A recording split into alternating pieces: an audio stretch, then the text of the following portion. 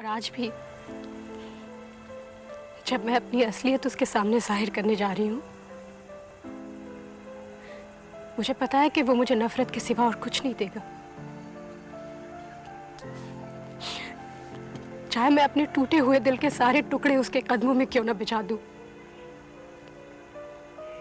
मेरी असलियत जानकर वो मुझसे सिर्फ नफरत करेगा। और क्यों ना करे, आज तक हर कदम पर मैं उससे झूठी तो बोलती आ रही हूं। मेरी जिंदगी में अगर कोई सच्चाई है तो वो है सिर्फ मेरे मोहब्बत की नाकामी।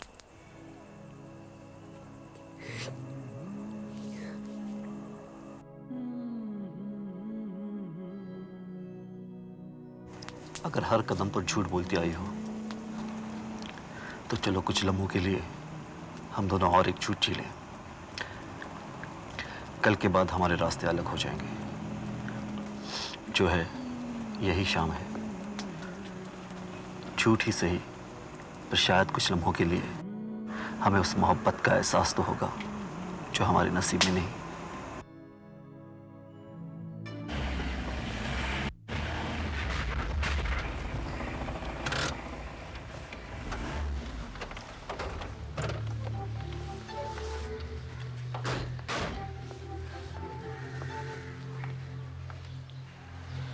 अमर, मैं विशाल से अकेले में मिलना चाहती हूँ।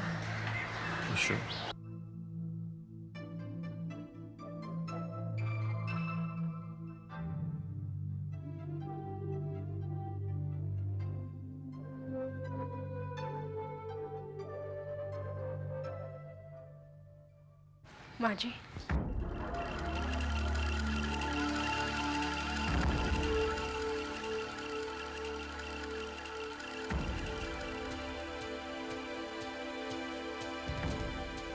कुत्ता भी है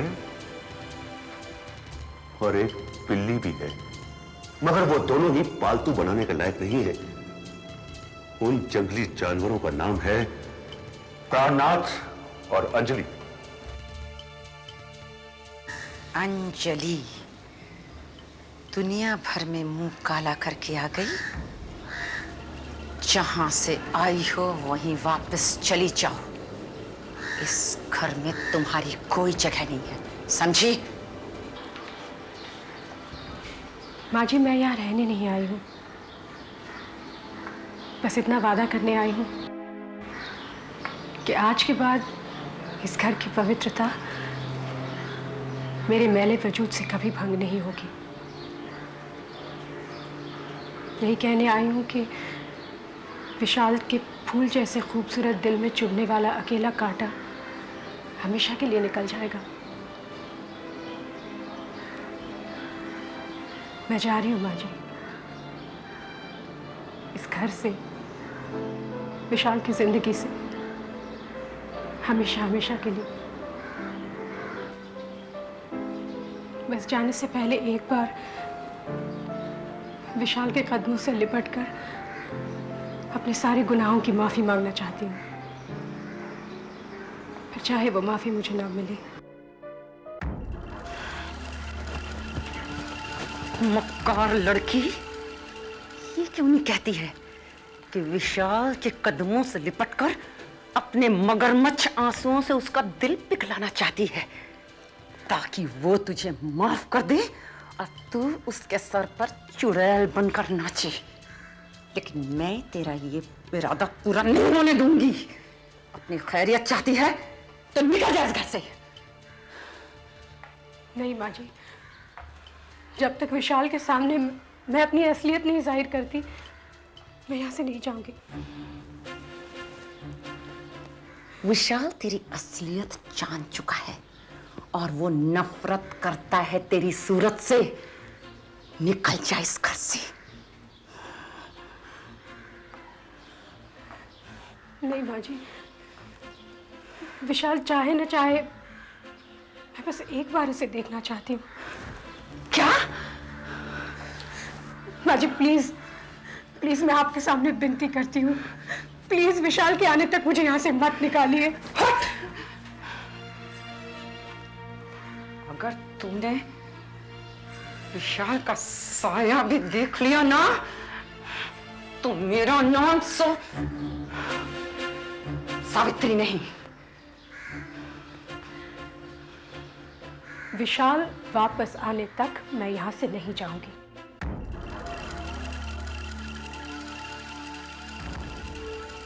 हाँ, तो तू नहीं जाएगी? विशाल से मिले बगैर मैं इस घर से नहीं जाऊंगी। फिर उसके लिए आप जो चाहे मेरे साथ सलूक कर ले। तो फिर देख मैं तेरे साथ क्या सलूक करती हूँ। डांस!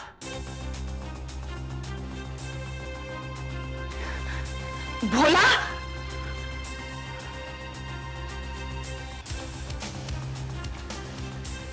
भोला, भोला, भोला! अम्मा जी, बहुत तो इसे धक्के मार मार के निकाल दो। माँ जी, देख क्या रहा है? शूट! इसे निकाल बाहर करो। चलो बहू, वरना हमें मजबूरन ना। ठीक है माँ जी, अगर आप यही चाहती हैं तो मैं चली जाती हूँ। आप विशाल की माँ हैं, मैं तो उसकी कुछ भी नहीं। विशाल से कहिएगा अंजलि मर चुकी है।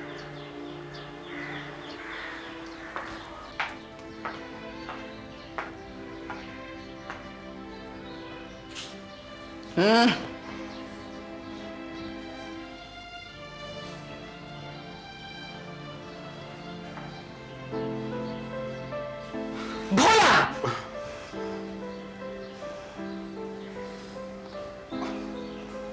खुश रहना बहू, जहाँ भी रहो, खुश रहो।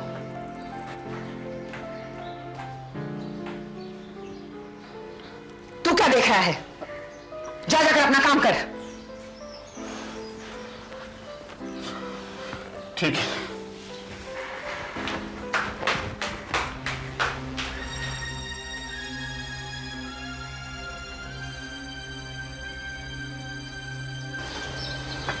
मुझे पुलिस के पास ले चलो अमर। विशाल की आखिरी झलक भी मुझे नहीं मिलने वाली। ले चलो मुझे पुलिस के पास। नहीं अंजलि, तुम अपने आप को सिलेंडर नहीं करोगी। इस वक्त विशाल को तुम्हारी सबसे ज्यादा जरूरत है। ये तुम क्या कह रहे हो अमर? हाँ अंजलि, विशाल किसी नई साजिश में फंसता जा रहा है जिसकी उसे खबर नहीं। यह औरत जिसने तुम्हें घर से बाहर कर दिया वो विशाल की माँ नहीं है, उसकी हमशक्ल है, हमशक्ल। What? हाँ, ये मैडम सन्नाटा है। Madam Sonata? ये नहीं अमर, तुम्हें कोई गलतफहमी हो रही है। ये विशाल की माँ है। ये विशाल की माँ नहीं है अंजलि, ये मैडम सन्नाटा है। विशाल की माँ कभी गाज बुला सकती है क्या? कभी वो इतनी वायलेंट हो सकती है? मैं मैडम सन्नाटा से मिल चुका हूं अंजलि, हूबहू यही शक्ल है उसकी। Oh my God! तो फिर विशाल की माँ कहाँ है? जाहिर है कि किसी बड़े खतरे में फंस गई हो। देखो अंजलि, जब तक मैं विशाल की माँ का पता नहीं लगा लेता तुम इसी घर में रहोगी विशाल की पत्नी बनकर। और प्राणनाथ नहीं जान पाएगा कि पूजा के माँ बाप और नेहा रिहा हो चुके हैं।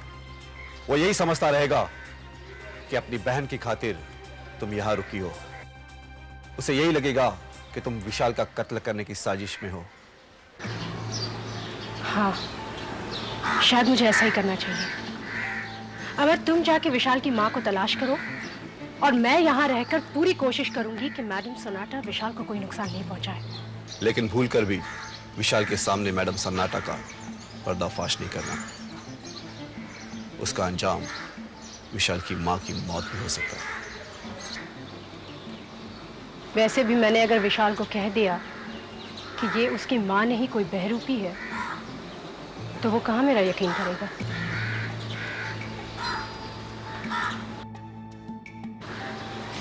Madam Sonata.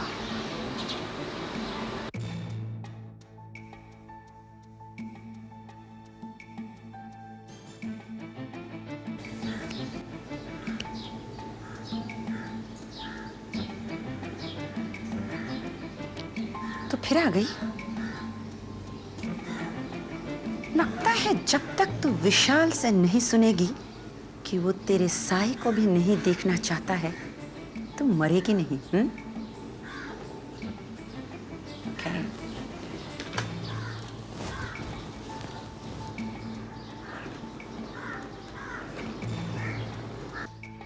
मुझे विशाल से बात करनी है।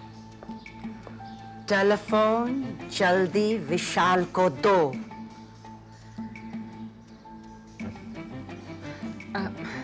हेलो बेटे विशाल।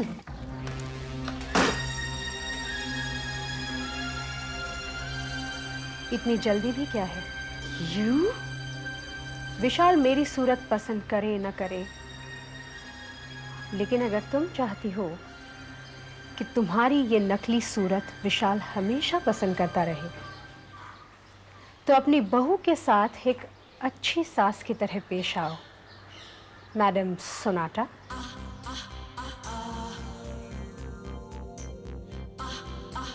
What rubbish are you talking? Madam Sonata, मैं विशाल की माँ हूँ। सोनाटा के बारे में मैं कुछ नहीं जानती। लेकिन मैं सोनाटा के बारे में सब कुछ जान चुकी हूँ, और जब एक एक करके विशाल के सामने असलियत के सबूत पेश करूंगी, तब तुम्हें सोनाटा खुद ब खुद याद आ जाएगी। कैसे सबूत?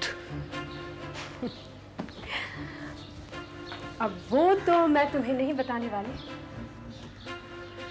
लेकिन अगर तुम चाहती हो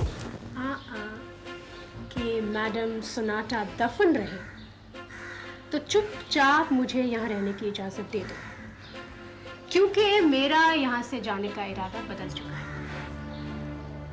अब इतनी ममता भरी सांस को छोड़कर किस बहू का जाने को दिल करेगा? सासू जी, गाली नहीं, मुझे प्यार से बहू कह के पुकारो। What nonsense! मैं तड़प रही हूँ आपके मुंह से बहू शब्द सुनने के लिए। कहो। Never. ठीक है, तो फिर मुझे भी तुम्हें किसी और नाम से पुकारना पड़ेगा। कहो, बहू।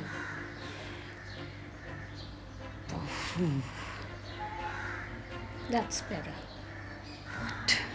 बोला, माँ जी के लिए एक कप चाय लाना। Shut up! हाँ?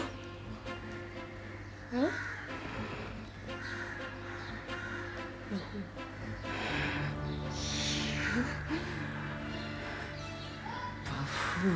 सुनिए, क्या डॉक्टर सरिता आप ही हैं क्या? जी हाँ। मैं नगर सेवक अनाथ आश्रम का प्रिंसिपल हूँ। नमस्ते। मुझे रिपोर्ट मिली है कि आपने एक अनाथ बच्चा अडॉप्ट किया है, क्या ये सही है? जी हाँ, मगर और मुझे ये भी रिपोर्ट मिली है कि आप उस बच्चे पर बहुत ज़्यादा अत्याचार कर रही हैं, उसे ढंग का खाना नहीं खिलाती, उससे दिन रात मेहनत करवाती हैं, यहाँ तक कि उसे आप मारती पीटती भी बहुत है। अरे, ये कैसी अजीब बातें कर रहे हैं आप? हाँ, ऐसे ही है। देखिए, ये आपको गलत रिपोर्ट मिली है। किसी ने मुझे बदनाम करने के लिए ये घिनौना मजाक किया है। ये मजाक नहीं, सच है।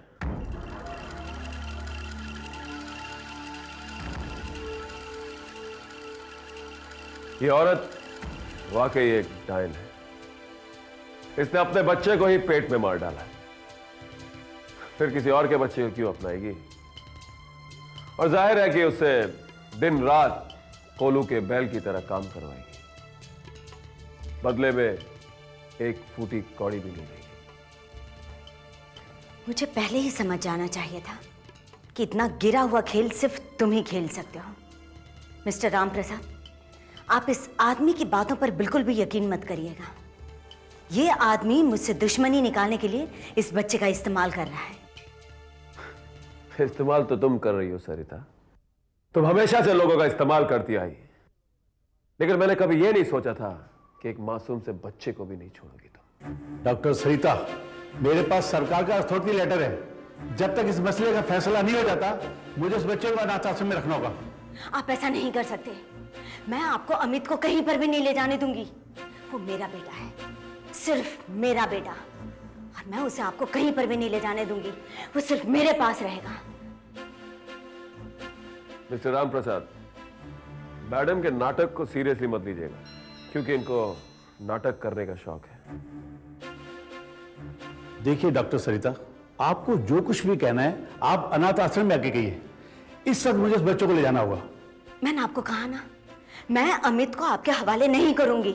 देखिए डॉक्टर सरिता, अगर आपने रुकावट पैदा करने की कोशिश की तो मुझे मजबूरन कानून का सहारा लेना पड़ेगा। आप चलिए मेरे साथ। रुकिए, एक मिनट। आप सेवानगर अनाथ आश्रम से आए? हाँ जी, एक अनाथ बच्चे की रखवाली के लिए। जी हाँ। लेकिन सच तो ये है कि अमित अनाथ है ही नहीं। क्या मतलब? जी हाँ, मैं हूं उसका बाप। Yes, I am his father. ये क्या कह रहे हो तुम? डॉक्टर सरिता, प्लीज आप कुछ मत बोलिए। आपको अमित की कसम, आप कुछ नहीं बोलेंगे। और मैंने अमित को डॉक्टर सरिता के हवाले किस लिए किया था, ये भी सुनिए। मैं एक मुजरिम था जिसे 7 साल की सजा हुई थी। जेल में जाने से पहले मैंने अमित को डॉक्टर सरिता के हवाले किया था, और उसे बदनामी से बचाने के लिए मैंने डॉक्टर सरिता से वादा लिया था कि वो कभी भी न बताए कि उसका बाप जिंदा है, एक मुजरिम है। अब तुम वापस आ गए हो। वो बच्चा सरिता के पास क्या कर रहा है? वो बच्चा डॉक्टर सरिता को अपनी मां समझता है, और दुनिया की कोई भी ताकत उसे अपनी मां से जुदा नहीं कर सकती।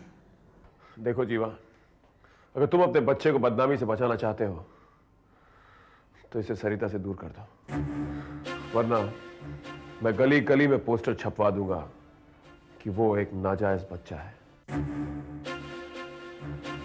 जिसके मां और बाप में कोई कानूनी रिश्ता नहीं है। मिस्टर विशाल, आपका यह इरादा कभी कामयाब नहीं होगा, क्योंकि उससे बहुत पहले मैं और डॉक्टर सरिता कानूनी तौर पर हमेशा के लिए बन जाएंगे।